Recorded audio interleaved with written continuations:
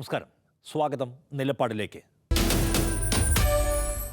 ഏതു കുഴഞ്ഞുമറിഞ്ഞ കാലത്തും ശരിയാവണ്ണം അവരുടെ കടമ നിറവേറ്റാനും നീതി സാധ്യമാക്കാനും രാജ്യത്തെ അന്വേഷണ ഏജൻസികളിൽ ചിലതെങ്കിലുമൊക്കെ അവശേഷിച്ചേക്കും എന്ന പ്രതീക്ഷയിലാണ് ഒരു നിയമം പാലിക്കുന്ന സമൂഹം എന്ന നിലയിലുള്ള നമ്മുടെ പോക്ക്. എന്നാൽ നരേന്ദ്രമോദി സർക്കാർ 10 ആണ്ട് പിന്നിട്ട് 11ാം വർഷത്തിലേക്ക് പ്രവേശിച്ചിരിക്കെ രാജ്യത്തെ അന്വേഷണ സംവിധാനങ്ങളെല്ലാം അവരുടെ വെറും രാഷ്ട്രീയ ആയുധങ്ങൾ മാത്രമായി നാണം കെട്ട് ചുരുങ്ങിയിരിക്കുന്നു. മോദിയുടെ പാർട്ടിക്കാർക്കെതിരെ ഉയർന്നു വരുന്ന ഒരാക്ഷേപത്തിലും മതിയായ ഒരന്വേഷണവും ഈ രാജ്യത്ത് നടക്കില്ലെന്നും അതിൽ ആരും ശിക്ഷിക്കപ്പെടാൻ പോകുന്നില്ല എന്നുമുള്ള നിരാശാബോധം ഈ നാട്ടിലെ മനുഷ്യരായ നമ്മെ പിടികൂടിയിരിക്കുന്നു. 2021 തൃശ്ശൂർ ജില്ലയിലെ കൊടകരയിൽ BJP-ക്കാരിൽ നിന്ന് കൊള്ളയടിക്കപ്പെട്ട പണത്തിൻ്റെ സ്രോതസ് അന്വേഷിച്ച് പോകാനോ തെരഞ്ഞെടുപ്പ് അട്ടിമറി ആരോപണത്തെക്കുറിച്ച് അന്വേഷിക്കാനോ ED തയ്യാറാവുന്നില്ല. അപമാനകരമാം വിധം ആ കേസ് മടക്കിയിരിക്കുന്നു രാജ്യത്തെ കൊടികെട്ടിയ ഏജൻസിയായ ED. BJP-ക്കെതിരായ കേസാണെന്ന് തിരിച്ചറിഞ്ഞ നിമിഷം മുതൽ വലിഞ്ഞു തുടങ്ങിയ ഏജൻസി കോടതിയുടെ സമ്മർദ്ദത്തിനൊടുവിൽ പൂർത്തിയാക്കി നൽകിയ അന്വേഷണ റിപ്പോർട്ട് നീതിബോധമുള്ള ഏതു മനുഷ്യനെയും അമ്പരപ്പിക്കും. കേസിൽ BJP എന്ന രാഷ്ട്രീയ പാർട്ടിക്ക് ഒരു ബന്ധവുമില്ലെന്നും എല്ലാ വഴികളിലേക്കുമൊന്നും അന്വേഷണം പോകേണ്ടതില്ല എന്നുമാണ് ED കോടതിയോട് പറയുന്നത്. എൻഫോഴ്സ്മെൻറ്റ് ഡയറക്ടറേറ്റ് എന്ന ഏജൻസി BJP-യുടെ രാഷ്ട്രീയ സഖ്യകക്ഷിയായി പരിമിതപ്പെട്ടിരിക്കുന്നു എന്ന വിമർശനത്തെ കൂടുതൽ വ്യക്തതയോടെ നമുക്ക് മുൻപിൽ തുറന്നു തരുന്ന ഒരധ്യായമായി ഈ കൊടകര കേസ് മാറുകയാണ്. 2021 നിയമസഭാ തെരഞ്ഞെടുപ്പിന് 3 ദിവസം മുൻപ് ദേശീയപാതയിലൂടെ കടന്നുപോയ ഒരു കാർ തടഞ്ഞു നിർത്തി കവർച്ചാ സംഘം 3.5 കോടി രൂപ തട്ടിയെടുത്തതാണ് കൊടകരയിലെ കുഴൽപ്പണ കേസ്. ഏപ്രിൽ 3-ന് പൈസ പോയിട്ടും 4 ദിവസം കഴിഞ്ഞ് 7-ാം തീയതിയാണ് കവർച്ചയ്ക്കെതിരെ പോലീസിൽ പരാതി വരുന്നത്. വാഹനത്തിൽ കൊണ്ടുവന്ന 25 ലക്ഷം രൂപ കൊള്ളയടിക്കപ്പെട്ടു എന്നായിരുന്നു ഡ്രൈവർ ഷംജീറിൻ്റെ പരാതി. എന്നാൽ ആ വാദം കള്ളമാണെന്നും കാറിൽ 3.5 കോടി രൂപ ഉണ്ടായിരുന്നുവെന്നും അത് BJP-ക്ക് വേണ്ടി കർണാടകയിൽ നിന്ന് എത്തിച്ചതാണെന്നും പോലീസ് കണ്ടെത്തി. 22 പേരെ പ്രതി ചേർത്ത് പോലീസ് നടത്തിയ വിപുലമായ അന്വേഷണത്തിന് ശേഷം 2 കുറ്റപത്രങ്ങൾ കോടതിയിൽ സമർപ്പിച്ചു. 25 ലക്ഷം രൂപ അന്വേഷിച്ച് പോയ പോലീസ് 1 കോടിയിലധികം രൂപയാണ് മോഷ്ടാക്കളിൽ നിന്ന് കണ്ടെത്തിയത് എന്ന കാര്യം പ്രത്യേകം ഓർക്കണം. 3.5 കോടി രൂപ കടത്തിക്കൊണ്ടുവന്നത് അന്നത്തെ BJP സംസ്ഥാന അധ്യക്ഷൻ K. സുരേന്ദ്രൻ, സംഘടനാ secretary M. Ganeshan, office secretary G. Gireeshan എന്നിവരുടെ അറിവോടെയാണെന്ന് പോലീസ് കുറ്റപത്രത്തിൽ രേഖപ്പെടുത്തിയിട്ടുണ്ട്. പണം കൊടുത്തയച്ച ധർമ്മരാജൻ കാശ് നഷ്ടപ്പെട്ട ഉടനെ വിളിച്ചത് BJP സംസ്ഥാന പ്രസിഡന്റായിരുന്ന K. സുരേന്ദ്രനെയാണെന്ന് അന്വേഷണ സംഘം കണ്ടെത്തി. ആകെ കൊണ്ടുവന്ന പണത്തിൽ നിന്ന് 6.25 കോടി തൃശ്ശൂരിലെ BJP നേതാക്കൾക്ക് നൽകിയ ശേഷം ബാക്കി 3.5 കോടിയുമായി ആലപ്പുഴയിലേക്ക് പോകും വഴിയാണ് കവർച്ച നടക്കുന്നത്. ധർമ്മരാജൻ യഥാർത്ഥത്തിൽ കടത്തിയത് 41 കോടി 40 ലക്ഷം രൂപയാണെന്നും ഇത് പല ജില്ലകളിലായി BJP ഓഫീസുകളിൽ എത്തിച്ചു കൊടുത്തുവെന്നും പോലീസ് കുറ്റപത്രത്തിൽ ചൂണ്ടിക്കാണിക്കുന്നുണ്ട്. കൊടകരയ്ക്ക് മുൻപ് 2021 മാർച്ച് 6-ന് സേലത്ത് വെച്ച് 4.5 കോടി കൊള്ളയടിക്കപ്പെട്ട കാര്യവും പോലീസ് ചൂണ്ടിക്കാട്ടുന്നു. ഏപ്രിൽ 3-നാണ് കൊടകരയിലെ കൊള്ള നടക്കുന്നത്. ഇത് കേവലമായ ഒരു ഹൈവേ റോബറി മാത്രമല്ല, മറിച്ച് വലിയ കള്ളപ്പണ ഇടപാടാണെന്നും പണം ഉപയോഗിച്ച് തെരഞ്ഞെടുപ്പ് പ്രക്രിയ അട്ടിമറിക്കാനുള്ള ശ്രമം ഇതിന് പിന്നിലുണ്ടെന്നും വിലയിരുത്തിയ പോലീസ് ഇക്കാര്യം അന്വേഷിക്കണം എന്നാവശ്യപ്പെട്ട് ED-ക്കും ആദായനികുതി വകുപ്പിനും തെരഞ്ഞെടുപ്പ് കമ്മീഷനും കത്തയക്കുന്നു. അതിൽ സകല വിശദാംശങ്ങളും ഉൾപ്പെടുത്തിയിരുന്നു. എന്നുവെച്ചാൽ എന്നാണ് കള്ളപ്പണം കേരളത്തിലേക്ക് കൊണ്ടുവന്നത്, എത്ര രൂപയാണ് ആകെ ഇവിടേക്ക് കടത്തിക്കൊണ്ടുവന്നത്, ഏതു വാഹനത്തിൽ, എങ്ങനെ, ആരാണ് കൊണ്ടുവന്നത്, എവിടെയൊക്കെ വെച്ചാണ് പണം കൈമാറ്റം ചെയ്യപ്പെട്ടത്, ആരൊക്കെയാണ് ഈ പണം ഏറ്റുവാങ്ങിയത്. ഇവയെല്ലാം 2021 ഓഗസ്റ്റിൽ ED-ക്കും IT-ക്കും തെരഞ്ഞെടുപ്പ് കമ്മീഷനും കൈമാറിയ റിപ്പോർട്ടിൽ പോലീസ് അടിവരയിട്ട് പറയുന്നുണ്ട്. അത് വാങ്ങി കയ്യിൽ വെച്ച് 3.5 കൊല്ലം കഴിഞ്ഞ് കോടതിയിൽ സമർപ്പിക്കുന്ന കുറ്റപത്രത്തിലാണ് BJP എന്ന രാഷ്ട്രീയ പാർട്ടിയുടെ പരിസരത്തേക്ക് പോലും പോകാൻ ED തയ്യാറാകാത്തത് എന്ന് കാണാം. പണം സ്ഥലം വാങ്ങാൻ ധർമ്മരാജൻ കൊടുത്തുവിട്ടതാണെന്നും അതിന് രാഷ്ട്രീയ ബന്ധമൊന്നുമില്ലെന്നും പണത്തിൻ്റെ സ്രോതസ് എന്താണെന്ന് ധർമ്മരാജൻ പറഞ്ഞിട്ടുണ്ട് എന്നുമാണ് ED പറയുന്നത്. എന്നാൽ പണത്തിൻ്റെ സ്രോതസ്സിൻ്റെ ആധികാരികത അന്വേഷിക്കാൻ ED തയ്യാറായില്ല. അതിലേക്ക് പോവേണ്ടത് ഞങ്ങളല്ല, ആദായനികുതി വകുപ്പാണെന്ന് കൂടി പറയുന്നു എൻഫോഴ്സ്മെൻറ്റ് ഡിപ്പാർട്ട്മെൻറ്റ്. രാജ്യത്തെ പല കള്ളപ്പണ ആരോപണ കേസുകളിലും സ്രോതസ്സുകളുടെ അങ്ങേ തല വരെ പോയ സമീപ ചരിത്രമുള്ള ഇഡിയാണ് ഇവിടെ സ്രോതസ്സൊന്നും ഞങ്ങൾ അന്വേഷിക്കുന്നില്ല എന്ന നാണം കെട്ട നിലപാട് കൈക്കൊള്ളുന്നത്. ട്രാവൻകൂർ പാലസ് ഹോട്ടലിൻ്റെ ആലപ്പുഴയിലുള്ള സ്ഥലം വാങ്ങാൻ ധർമ്മരാജൻ കൊടുത്തുവിട്ട പണമാണ് ഈ കോടികളെന്ന് ഇഡി പറയുന്നു. ധർമ്മരാജൻ ബിസിനസ്സുകാരനാണെന്നും വാഹനത്തിൽ കൊണ്ടുവന്നത് 3.5 കോടി രൂപ മാത്രമാണെന്നും കുറ്റപത്രത്തിൽ ഇഡി അവകാശപ്പെടുന്നു. BJP നേതാക്കളുമായി ധർമ്മരാജന് ബന്ധമൊന്നുമുള്ളതായി ഇഡി കണ്ടെത്തുന്നില്ല. BJP നേതാക്കളാരും സാക്ഷി പോലുമായിട്ടില്ല ഇഡിയുടെ അന്വേഷണത്തിൽ. ധർമ്മരാജൻ യഥാർത്ഥത്തിൽ കടത്തിയ തുകയെക്കുറിച്ചും BJP ഓഫീസുകൾക്ക് വീതിച്ചു നൽകിയതിനെക്കുറിച്ചും ഇഡിയുടെ കുറ്റപത്രത്തിൽ ഒരു പരാമർശവും ഇല്ല. കൊടകര കവർച്ച നടക്കുന്നതിന് മുൻപ് സേലത്ത് നടന്ന കവർച്ചയെക്കുറിച്ചും കുറ്റപത്രത്തിൽ ഒന്നും പറയുന്നില്ല. വെറുമൊരു കവർച്ചാ കേസ് മാത്രമായി കേസ് അവസാനിപ്പിച്ച് മുങ്ങാനുള്ള തിടുക്കമാണ് അസാധാരണമായി വൈകി സമർപ്പിച്ച കുറ്റപത്രത്തിൽ ഇഡി പ്രകടമാക്കുന്നത്. ഇതെല്ലാം തൊണ്ട തൊടാതെ വിഴുങ്ങാൻ സാമാന്യബോധമുള്ള ആർക്കെങ്കിലും കഴിയുമോ? ഇഡി രാഷ്ട്രീയം കളിക്കുകയാണ്. ഞങ്ങൾക്ക് അന്ന് ആദ്യമേ ഇത് എത്രയായിട്ട് പറയുന്നത്, ഞങ്ങളിത് ഭരണം നോക്കി രാഷ്ട്രീയ പാർട്ടിയെ നോക്കി അവർക്ക് അനുകൂലമാകുന്ന രീതിയിലുള്ളൊരു നടപടിയാണ് ഇഡിയുടെ ഭാഗത്തുനിന്ന് മിക്കവാറും. എല്ലാ അന്വേഷണത്തിൻ്റെ അകത്തും വെള്ളം ചേർത്ത് BJPയെയും സംരക്ഷിക്കുന്ന ഒരു സംവിധാനത്തിലൂടെയാണ് ഈ ഒരു സംവിധാനം നമ്മുടെ നാട്ടിൽ പോയിക്കൊണ്ടിരിക്കുന്നത്. കോടതിയുടെ നാം പൗരസമൂഹത്തിൻ്റെ നീതിബോധത്തെക്കുറിച്ച് ഈ ഏജൻസിയുടെ തലപ്പത്തിരിക്കുന്ന ഏമാന്മാർ എന്താണ് വിചാരിച്ചു വച്ചിരിക്കുന്നത്? ധർമ്മരാജൻ ഒരു ബിസിനസ്സുകാരൻ മാത്രമാണ്. അയാൾക്ക് BJPയുമായി ഒരു ബന്ധവുമില്ലെങ്കിൽ പിന്നെ എന്തിനാണ് പണം കവർച്ച ചെയ്യപ്പെട്ട ഉടൻ അയാൾ BJP സംസ്ഥാന പ്രസിഡന്റ് K. സുരേന്ദ്രനെ വിളിച്ചത്? BJP നേതാവ് M. ഗണേശനെ വിളിച്ചത് എന്തിനാണ്? അതിന് ഇഡിയിലെ സാറന്മാർക്ക് ഉത്തരമില്ല. BJPയുമായി ഒരു ബന്ധവുമില്ലാത്ത ധർമ്മരാജൻ്റെ കാശുമായി വരുന്ന വണ്ടി എന്തിനാണ് BJP ഓഫീസുകൾ കയറിയിറങ്ങിയത്? അതിനുമില്ല ഉത്തരം.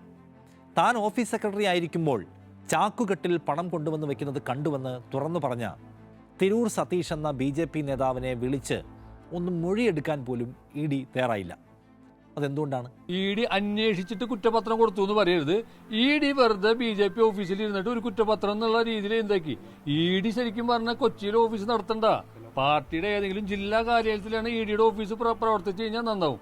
പണവുമായി വന്ന സംഘത്തിന് റൂം അടക്കമുള്ള സൗകര്യങ്ങൾ ഏർപ്പാട് ചെയ്തു കൊടുത്തത് BJP നേതാക്കളാണ് എന്ന വിവരവും പോലീസ് കണ്ടെത്തിയതാണ്. അതിനെക്കുറിച്ചും ഇഡിക്ക് അന്വേഷിക്കേണ്ട. ഒരക്ഷരം മിണ്ടുന്നുമില്ല.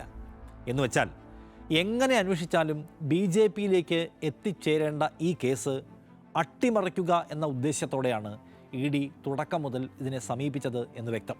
കൊടകര കുഴൽപ്പണ കേസ് എങ്ങനെ ശാസ്ത്രീയമായിട്ട് ഇല്ലാതാക്കാമെന്ന ഇഡിയുടെ ഗവേഷണമാണ് ഇന്ന് ലോകം മുഴുവൻ ശ്രദ്ധിച്ച ഏറ്റവും പ്രധാനപ്പെട്ട ഒരു വാർത്ത.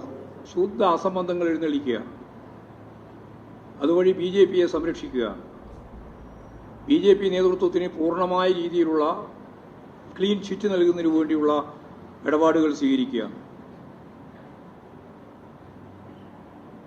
ഇത്തരം പ്രവർത്തനങ്ങൾക്ക് നേരെ RSSും BJPയും എടുക്കുന്ന സമീപനം തന്നെയാണ് ഇഡിയുടെ നേതൃത്വവും കൈക്കൊള്ളുന്നത് എന്നുള്ളതാണ് വസ്തുത. RSSന് വേണ്ടി BJPക്ക് വേണ്ടി എന്ത് വൃത്തികെട്ട നിലപാടും സ്വീകരിക്കാൻ ഇഡി തയ്യാറാകുകയാണ്. കൊടകരയിൽ ഇത്രയധികം പണം കൊള്ളയടിക്കപ്പെട്ടിട്ടും അതിൻ്റെ ദുരൂഹ വഴികളിലേക്ക് പോലീസ് സഞ്ചരിച്ചെത്തിയിട്ടും ആദ്യഘട്ടത്തിൽ ആ വഴിക്ക് തിരിഞ്ഞു നോക്കിയിരുന്നില്ല ഇഡി.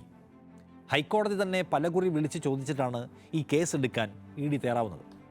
അന്നു തന്നെ നമുക്ക് ഉറപ്പിക്കാൻ കഴിയുമായിരുന്നു ഇതിൻ്റെ ക്ലൈമാക്സും എന്തായിരിക്കുമെന്ന്.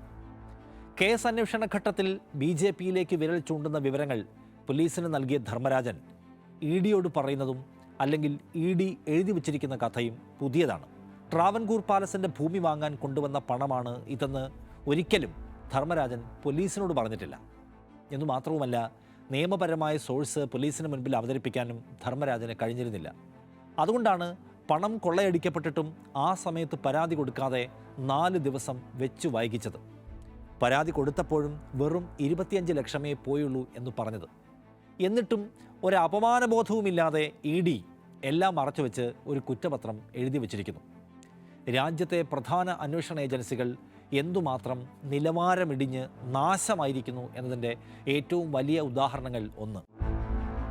BJP നേതാക്കളുമായി ബന്ധപ്പെട്ട ഒരു പണ ഇടപാടും അന്വേഷിക്കേണ്ടതില്ല എന്ന നിർദ്ദേശത്തിലാണ് ആ ഏജൻസി കഴിഞ്ഞ ഒരു ദശാബ്ദക്കാലമായി ഇവിടെ പ്രവർത്തിക്കുന്നത്. ഇതിങ്ങനെ ഒരു ഹൈവേ കൊള്ള നടക്കുകയും പോലീസ് കേസെടുക്കുകയും കാര്യങ്ങളെല്ലാം പുറത്തേക്ക് വരികയും ചെയ്ത സാഹചര്യത്തിൽ നിവൃത്തിയില്ലാതെയാണ് അവർക്കൊരു പ്രഹസന അന്വേഷണം നടത്തേണ്ടി വന്നത്. അല്ലാതെ കഴിഞ്ഞ ഒരു 10 ആണ്ട് കാലത്തിനിടയ്ക്ക് ഏതെങ്കിലും ഒരു BJP നേതാവിൻ്റെയോ BJP ബന്ധുക്കളുടെയോ വീടുകളിലോ ഓഫീസിലോ ED കയറുന്നത് നാം കണ്ടിട്ടുണ്ടോ? കോൺഗ്രസ് ഭരണകാലത്ത് ഏജൻസികളെയെല്ലാം രാഷ്ട്രീയ ഉപകരണങ്ങൾ എന്ന് വിളിച്ച് ആക്ഷേപിച്ചവരാണ് BJPക്കാർ. CBIയെ അവർ കോൺഗ്രസ് ബ്യൂറോ ഓഫ് ഇൻവെസ്റ്റിഗേഷൻ എന്നാണ് പരിഹസിച്ചിരുന്നത്. CBI കൂട്ടിലടയ്ക്കപ്പെട്ട തത്തയാണെന്ന് ഒരിക്കൽ സുപ്രീം കോടതി വിമർശിച്ചപ്പോൾ നരേന്ദ്രമോദി അടക്കമുള്ള നേതാക്കൾ അന്ന് അതിനെ ആഘോഷിച്ചവരാണ് നാം ഓർക്കണം. യജമാനന്മാരുടെ ശബ്ദം മാത്രമേ CBIയിൽ നിന്ന് കേൾക്കുന്നുള്ളൂ എന്ന നിരീക്ഷണം ഒരിക്കൽ കോടതി പങ്കുവച്ചപ്പോൾ മോദി ആവേശഭരിതനായാണ് ട്വിറ്ററിൽ അത് കൊണ്ടാടിയത്. CBIയുടെ വ്യാപകമായ ദുരുപയോഗമാണ് നടക്കുന്നത് എന്നും എതിരാളികളെ വേട്ടയാടുന്നതിനും സ്വയം രക്ഷപ്പെടുന്നതിനുമാണ് കോൺഗ്രസ് ഇതെല്ലാം ചെയ്യുന്നത് എന്നുമായിരുന്നു 2013 ജൂലൈ 14 മോഡിയുടെ ട്വീറ്റ്.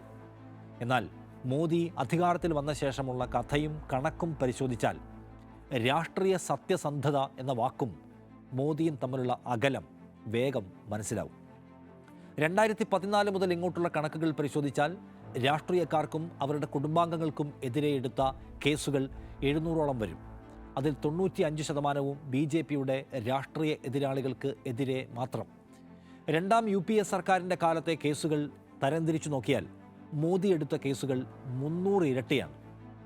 EDയുടെ കാര്യമെടുത്താലും ഈ അപഹാസ്യ കാഴ്ച വ്യക്തമായി കാണാൻ കഴിയും. മോദി അധികാരത്തിലെത്തിയ ശേഷം ഏറ്റവും അധികം പണിയുള്ള ഏജൻസി EDയാണ്. തെരഞ്ഞെടുപ്പ് കാലത്തൊക്കെ ആ സംഘത്തിന് ഓവർ ടൈം ഡ്യൂട്ടിയാണ്.